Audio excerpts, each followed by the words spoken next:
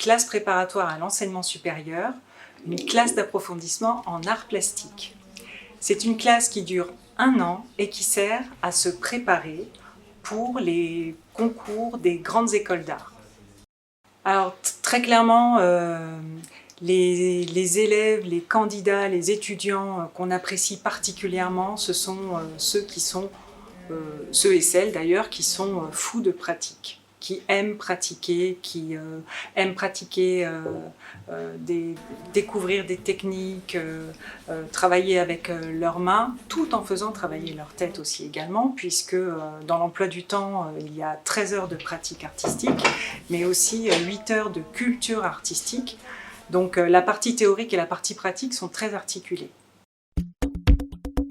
J'ai passé 1 an à l'université en licence et au bout d'1 an j'ai choisi de me réorienter en CPES pour pouvoir tenter les concours aux grandes écoles d'art parce que c'est un milieu qui m'intéressait. J'ai jamais eu accès à de formation artistique avant dans mon parcours et je voulais tenter ma chance dans ce milieu-là, donc j'ai décidé de me réorienter.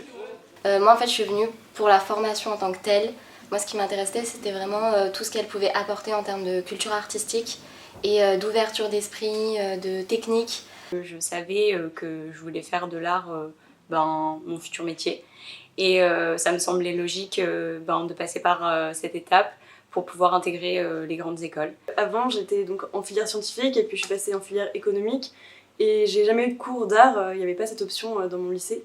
Donc je voulais une mise à niveau finalement puisque j'avais pas fait d'art plastique depuis le collège et ça me permettait d'avoir à la fois de gagner en technique, en organisation, de rencontrer des gens et de mettre à niveau pour préparer mes concours et mon dossier. Il y a également dans l'emploi du temps 6 heures de culture générale et tous ces enseignements-là sont dirigés vers les contenus des épreuves de concours des écoles d'art. C'est qu'on est à la fois très autonome et on peut vraiment réfléchir par nous-mêmes, mais on est également très aidé par nos professeurs, notamment avec le suivi individualisé qui nous pousse vraiment à nous concentrer sur notre orientation et sur les choses qu'on a envie de faire par nous-mêmes. Les différentes techniques qu'on a appris, notamment le développement sur la gravure. La bande dessinée, c'est un milieu vers lequel j'ambitionne de me diriger.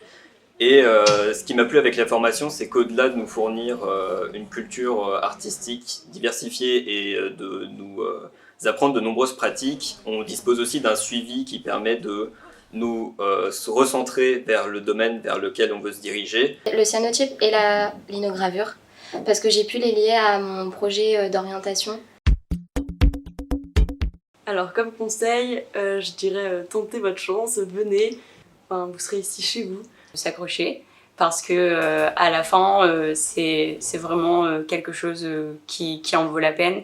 Garder l'espoir pour les concours, garder la motivation parce que c'est vraiment notre moteur cette année.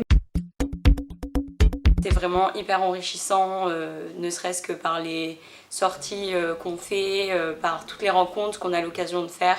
On va au théâtre, on va à l'opéra, on rencontre des artistes, on fait des workshops.